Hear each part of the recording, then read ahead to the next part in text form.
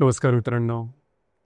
आजच्या व्हिडिओमध्ये आपण चर्चा करणार आहोत वैवाहिक जीवनामध्ये पतीची मिथुन राशी असेल आणि पत्नीची कुंभ राशी असेल तर त्या दोघांमध्ये डिवोर्स किंवा घटस्फोटाची संभावना कशी बनेल, किती बनेल, अशा कोणत्या गोष्टी आहेत की ज्यावर लक्ष देणं गरजेचं आहे अशा कोणत्या गोष्टी आहेत की ज्या प्रत्यक्ष करायला हव्यात आणि अशा कोणत्या गोष्टी आहेत की ज्या टाळायला हव्यात, या सर्व संदर्भातली खुलास्यावर चर्चा आपण या व्हिडिओमध्ये करणार आहोत.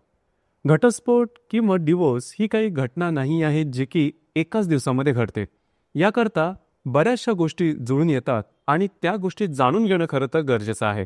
सगळ्यात महत्त्वाचं म्हणजे तुम्हाला एकमेकांच्या स्वभावाबद्दल जाणून घेणं फार महत्त्वपूर्ण राहील. महत्त्वाचं म्हणजे तुमचं संपूर्ण व्यक्तिमत्व कशा प्रकारचं आहे, तुमचे विचार कशा प्रकारचे आहेत आणि विवाहाप्रती तुमच्या आशा अपेक्षा नेमक्या काय आहेत ते जर का समजलं तर मग डिवोर्स होण्याची जी संभावना आहे ही बऱ्याच प्रमाणात संपून जाईल. तर सुरुवातीला आपण त्या दोघांचा जो संपूर्ण स्वभाव आहे, व्यक्तिमत्व कशा प्रकारचं आहे या संदर्भातलं थोडं जाणून घेऊ. सुरुवातीला आपण मिथुन राशीचे जे पती किंवा पुरुष आहे त्या संदर्भातला विचार करू. मिथुन राशीबद्दल सांगायचं झालं तर कालपुरुषाच्या पत्रिकेमध्ये तृतीय स्थानामध्ये येणारी ही रास आहे, पुरुष रास आहे. या राशीचा जो स्वामी आहे तो बुध आहे. या राशीचं जे तत्व आहे ते वायू तत्व आहे आणि ही जी रास आहे ही द्विस्वभावाची रास आहे. सगळ्यात पहिली आणि महत्त्वाची गोष्ट म्हणजे मिथुन राशीच्या पुरुषांमध्ये दिसून येते ते म्हणजे सदा हर्षभरित अशा प्रकारचे हे पुरुष असतात. म्हणजे यांच्यामध्ये एनर्जी लेवल खूप चांगली असते. कुठल्याही गोष्टीची सहजपणे जुळवून घेण्याची जी पात्रता असते ती मिथुन राशीच्या पुरुषांमध्ये खूप चांगली असते. मुळातच अस्थिरता हीच काही ती त्यांच्या बाबतीमध्ये स्थिर गोष्ट असते. म्हणजे परिस्थिती बदलली तरी पण बदललेल्या परिस्थितीशी जुळवून घेण्याची जी गोष्ट आहे ती मिथुन राशींच्या पुरुषांनी की इतर कुठल्याही राशीमध्ये दिसून येणार नाही. आणि छोट्या छोट्या गोष्टीमध्ये आनंद मानणारे असतात.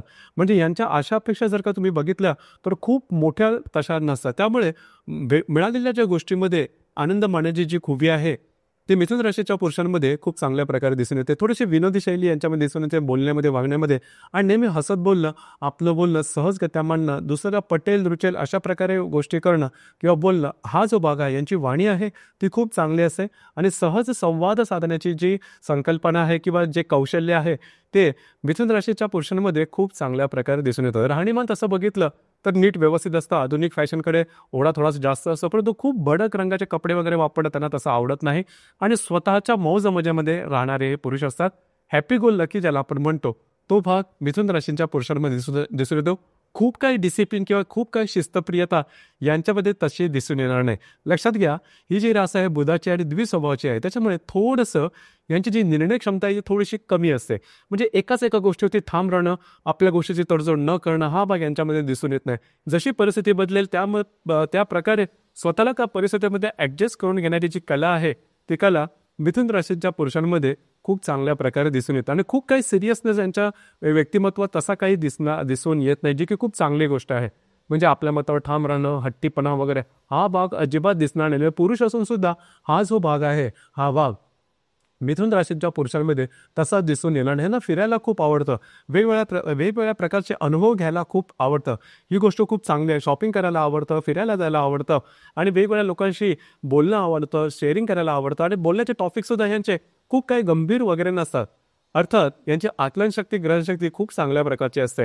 लहानपणापासूनच यांच्याकडे खूप प्रश्न असतात आणि त्या प्रश्नांची उत्तरंसुद्धा ते घेतात. अर्थात एखाद्या विषयाची फारसा काही अगदी सखोलपणे जरी त्यांना माहीत करून घेतलं नाही तरी दुसऱ्याबरोबर कम्युनिकेट करता येईल किंवा दुसऱ्याला ज्या विषयांवरची आवड चांगली आहे त्या विषयावरती संवाद साधण्याची जी कला आहे ही कला मिथुन राशीच्या पुरुषांमध्ये खूप चांगल्या प्रकारची दिसून येते. थोडेसे बिंदास्त असतात, बनमोजी असतात.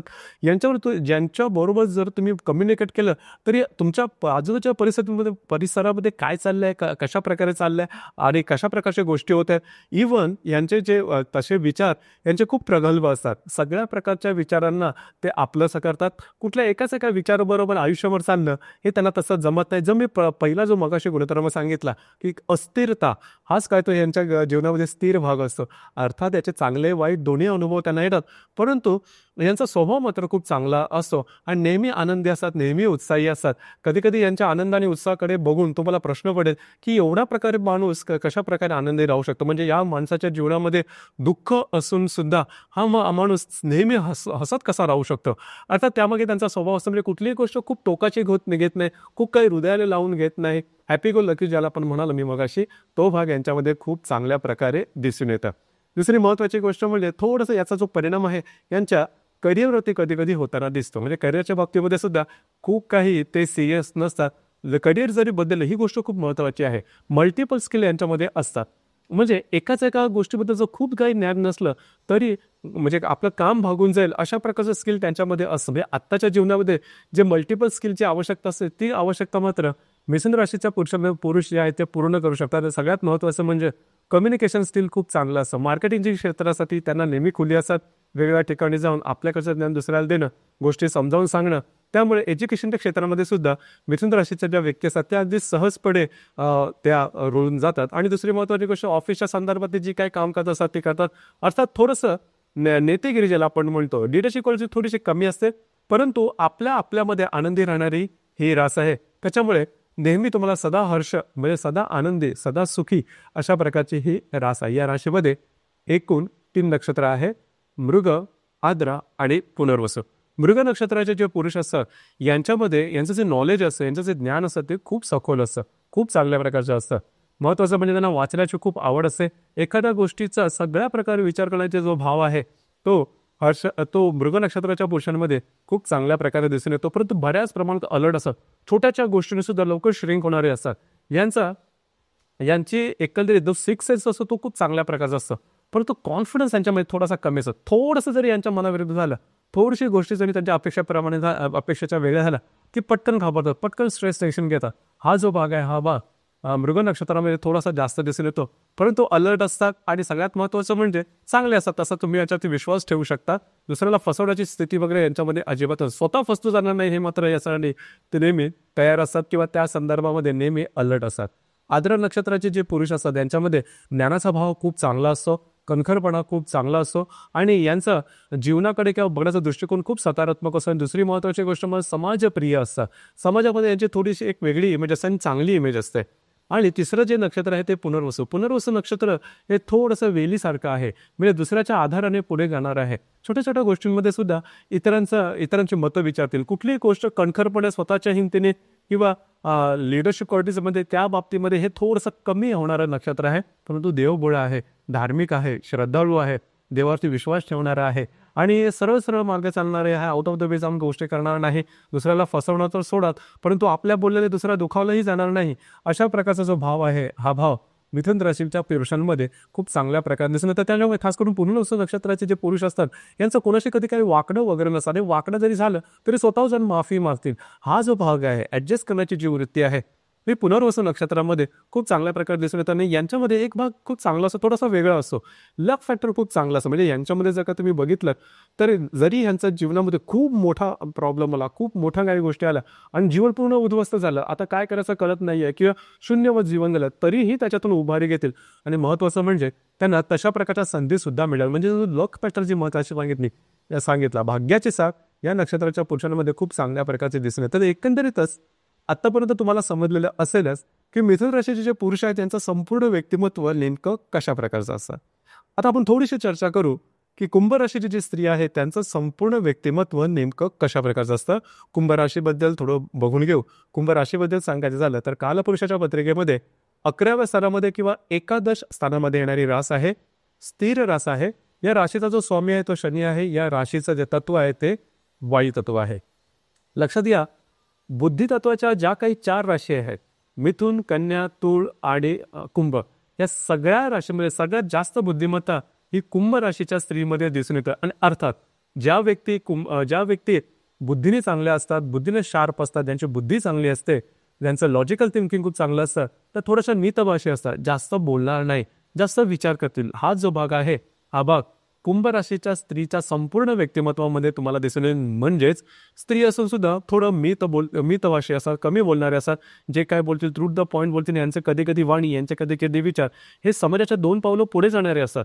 म्हणजे ज्या वेळेस तुम्ही त्यांच्याशी कम्युनिकेट करा त्यावेळेस तुम्हाला कळणारही नाही की यांचे विचार ते कुठले आहेत, कशा प्रकारचे, आउट ऑफ द म्हणजे थोडेसे वेगळे आहेत अशा प्रकारचे वाटेल. परंतु तसं काही नसतं. कालांतराने तुम्हाला जाणवे की त्यांच्या विचारांमध्ये किती सखलता होती, किती प्रगल्भता होती.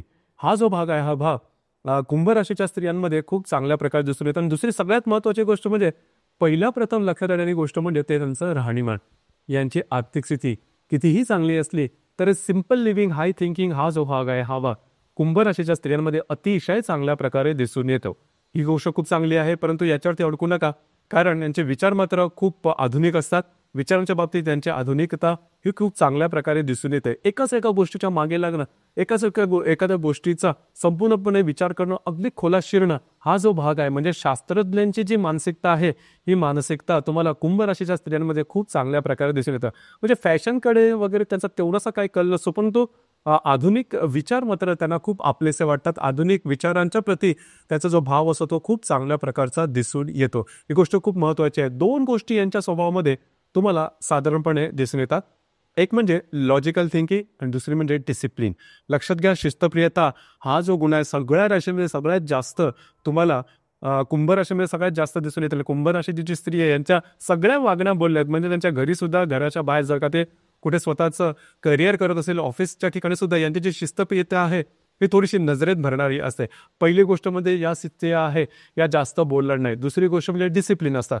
म्हणजे एखादी गोष्ट जिकडे तिकडेच असायला हवी. तुम्ही तुमचं एखादी वस्तूचं जर का तुम्ही काम करून घेतलं, त्यानंतर ती वस्तू तिकडेच असली पाहिजे, तशाच प्रकारे असल्या पाहिजे. हा खाक्या त्यांचा घरात पण असतो, घराच्या बाहेर पण असतो. त्यामुळे दोन्ही ठिकाणी माणसं यांच्यापासून थोडंसं अंतर ठेवणं पसंत करतात. म्हणजे या ज्या स्त्रिया त्या कमी बोलतात आणि जर का यांच्या मनाविरुद्ध काही गोष्टी झाल्या तर अर्थातच त्यांच्यातला जो तिखटपणा आहे वाणीतला तो लगेचच्या लगेच दिसून येतो. आणि दुसरी गोष्ट म्हणजे लॉजिकल थिंकिंग यांच्यामध्ये खूप चांगल्या प्रकारची असते.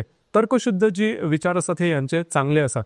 म्हणजेच एखाद्या गोष्टीवरती विश्वास ठेवायचा तर त्या गोष्टीचा जोपर्यंत आपल्याला अनुभव येत नाही तोपर्यंत त्याच्यावरती विश्वास ठेवणं, कुठल्याही गोष्टीवरती विश्वास ठेवणं यांना कधीही जमत नाही. मात्र एखाद्या गोष्टीचा अनुभव आला, जसं मी मगाशी सांगितलं की शास्त्रज्ञांची जी बुद्धिमत्ता असते, तशा प्रकारचे जे विचार असतात ते विचार यांच्यामध्ये खूप चांगल्या प्रकारे दिसून येतात. आणि कुठल्याही प्रकारचं काम कितीही नीरस असलं तरी महिन्यानमहिने, वर्षानुवर्ष तेवढ्याच कॉन्सन्ट्रेशनने करत राहणं, हा जो भाग आहे हा भाग म्हणजे कुंभ राशीची जी स्त्री आहे त्यांना खूप चांगल्या प्रकारे जमतो. लक्षात घ्या, एखादी गोष्ट अज्ञातात असते आणि त्याबद्दल काही ठाऊक नसेल आणि त्याबद्दलचे निर्णय घ्यायचे असतील तर मात्र कुंभ राशीची जी स्त्री आहे ही पुढे जाण्याने थोडीशी मागे येईल. कारण ज्या गोष्टीबद्दल आपल्याला कॉन्फिडन्स नाही आहे, ज्या गोष्टीबद्दल आपल्याला ठाऊक नाही, त्या गोष्टीबद्दलचं मतप्रदर्शन करणं किंवा त्या गोष्टीबद्दलचे रिस्क घेणं, कृती करणं, हा भाग कुंभ राशीच्या स्त्रियाला दिसून येत नाही. परंतु एका प्रकारचं काम तेवढंच व्यवस्थितपणे करणं, हा भाग खूप चांगल्या प्रकारे दिसून येतो. लक्षात घ्या, कुंभ राशीची जी स्त्री आहे यांचं संपूर्ण जीवन आहे हे ॲज अन एक्झाम्पल म्हणून तुम्ही देऊ शकता की जिद्द, चिकाटी ही कशा प्रकारची असली पाहिजे, किती असली पाहिजे, कशा प्रकारे प्रत्यक्ष अंमलात आणली पाहिजे. हे जे गुण आहेत, हे गुण तुम्ही कुंभ राशीच्या स्त्रीकडून अतिशय उत्तम प्रकारे घेऊ शकता. आणि तुमचं जे राहणीमान आहे हे कसं असलं पाहिजे, तुमचे विचार कसे असले पाहिजेत, हा जो भाग आहे हा भाग सुद्धा कुंभ राशीच्या स्त्रीकडून तुम्ही अतिशय चांगल्या प्रकारे म्हणजे ओळखू शकता किंवा घेऊ शकता. या बाबतीत त्या आदर्शवतच असतात. जसं आपण चर्चा करतो आहोत की मिथुन राशीचे पुरुष आणि कुंभ राशीची स्त्री समजा वैवाहिक सहजीवनात असते. लक्षात घ्या, दोन्ही ज्या राशी आहेत ह्या म्हणजे कालपुरुषा पत्रिकेमध्ये परस्पर त्रिकोण स्थानामध्ये येणार आहेत किंवा नवपंचम योगामध्ये येणार आहे. दोन्ही राशीमध्ये बरेचसे गुण तसे सारखेच असतात. म्हणजे त्या बुद्धिवादी राशी आहेत, बुद्धीला महत्त्व देणाऱ्या राशी आहेत, पण पायी जे गुण आहेत हे पूर्णपणे वेगळे सुद्धा आहेत. जसं की मिथुन राशीचे पुरुष आहेत किंवा पती यांना बोलायला खूप आवडतं, कुंभ राशीच्या स्त्रियांना तसं आवडत नाही. त्यांचं बोलणं खूप चांगलं असं, गोष्टी पटवून देण्याच्या गोष्टी खूप चांगल्या असतात.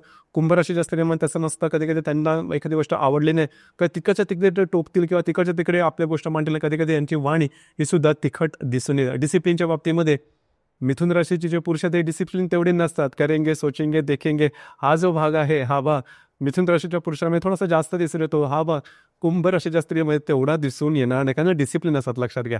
दुसरी महत्त्वाची गोष्ट म्हणजे कुंभ राशीची स्त्री आहे हे एक टार्गेट घेऊन स्वतःच्या जीवनामध्ये चालते.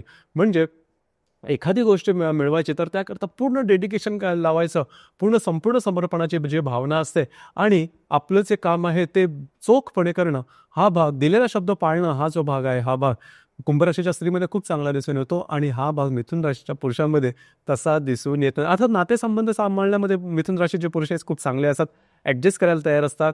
तर हा भाग जो असतो हा भाग तेवढासा कुंभ राशीच्या स्त्रीमध्ये दिसून येत नाही. दुसरी महत्त्वाची गोष्ट म्हणजे जे मिथुन राशीचे जे पुरुष असतात हे इतरांबरोबर सहजपणे त्यांचं जे नातेसंबंध ते जोडतात किंवा त्यांचं वाणी बोलणं चांगलं असं शेअरिंग करायला त्यांना आवडतं. हा भाग कुंभ राशीच्या स्त्रींना आवडणार नाही. लक्षात घ्या, त्यांच्या मनात तुमच्याप्रती वेगवेगळ्या प्रकारच्या संशयाचं जे जाळं आहे ते तयार होऊ शकतं. या संदर्भात काळजी घेणं अतिशय आवश्यक आहे. तुमची जी ट्रान्सपरन्सी आहे, ट्रान्सपरन्सी कुंभ राशीच्या स्त्रीपर्यंत पोहोचायला हवी आणि ती जर का तशी पोहोचली नाही आणि वेगळ्या मार्गाने पोहोचली तर गोष्टी तुमच्यासाठी कॉम्प्लिकेटेड होऊ शकतात. याचप्रमाणे जर का तुमच्या दोघांच्या संसारात तिसऱ्याने कोणी जर का त्याच्यामध्ये तुम्हाला काही गोष्टी सांगण्याचा प्रयत्न केला तर ते सुद्धा कुंभ राशीच्या स्त्रींना आवडणार नाही. कुंभ राशीची स्त्री ही जी आहे थोडीशी हट्टी आहे, आपल्या मतावर ठाम राहणारी आहे. आत्तापर्यंत जे काही मी गुणधर्म सांगितले कुंभ राशीच्या स्त्रीचे, जर का ते तुम्ही व्यवस्थितपणे आत्मसात केले तर अर्थातच त्यांच्याबरोबर तुम्हाला रिलेट करणं किंवा संसार करणं किंवा रिलेशनशिप जपणं हे अतिशय सोपं राहील. आणि सगळ्यात महत्त्वाची गोष्ट म्हणजे लैंगिक गोष्टीच्या संदर्भातली ही गोष्ट आहे, कारण वैवाहिक जीवनात ही गोष्ट फार महत्त्वाची आहे. लक्षात घ्या, लैंगिक जीवनाबद्दल मिथुन राशीचे जे पुरुष आहे हे बोलतील जास्त, त्यांना त्याच्याबद्दलचं नॉलेजही खूप चांगलं असतं, परंतु प्रत्यक्ष कृतीमध्ये गोष्टी थोड्याशा त्यांच्यासाठी कॉम्प्लिकेटेड होऊ शकतात. आणि कुंभ राशीची जी स्त्री आहे ती यावरती बोलणार जास्त नाही, मात्र त्याबद्दलची त्यांची जी आशा अपेक्षा असते, त्याची जी भूक असते ती थोडीशी हेल्दी असते. तर ही जी लैंगिक कम्पॅटिबिलिटी आहे ही सुद्धा जुळवून घेणं अतिशय आवश्यक आहे. कधी या गोष्टीवर सुद्धा डिवोर्स होण्याची शक्यता बऱ्याच प्रमाणात राहते. ही गोष्ट जाणून घेणं, एकमेकांशी शेअर करणं, त्याप्रती एकमेकांचे विचार जाणून घेणं ही गोष्ट फार महत्त्वाची आहे. अर्थात या गोष्टीवर जर का तुम्ही काम केलं तर तुमच्या दोघांमध्ये डिवोर्स किंवा घटस्फोट होण्याची संभावना जवळजवळ संपून जाते. या व्यतिरिक्त जर काही कारणं असतील किंवा या व्यतिरिक्त जर काही प्रॉब्लेम कॉम्प्लिकेशन असतील तर अर्थातच तुमची जी कुंडली आहे ही पाहणं थोडंसं गरजेचं ठरतं. कारण आत्तापर्यंत जे काय आपण चर्चा केली ती फक्त राशीवरून केली, म्हणजे तुमच्या पत्रिकेत असणारा चंद्र कोणत्या राशीत आहे त्यावरून केली. प्रत्येक कुंडलीमध्ये चंद्राव्यतिरिक्त सुद्धा बाकी 11 ग्रह आहेत, ते वेगवेगळ्या प्रकारे तुमच्या राशीवरती अंमल करतच असतात. ते कोणते आहेत, कशा प्रकारचे आहेत, त्याचे परिणाम कशा प्रकारचे असू शकतील हे प्रत्यक्ष कुंडली बघून त्याद्वारे जास्त सखोलपणे सांगता येऊ शकेल. तर मित्रांनो, हे होतं मिथुन राशीचे पती आणि कुंभ राशीचे पती जर का वैवाहिक सहजीवनामध्ये असतील तर त्यामध्ये दोघांमध्ये डिवोर्स होण्याची किंवा घटस्फोट होण्याची संभावना नेमकी किती असेल, कशा प्रकारची असेल आणि ती कशा प्रकारे टाळता येऊ शकेल या संदर्भातली चर्चा. धन्यवाद.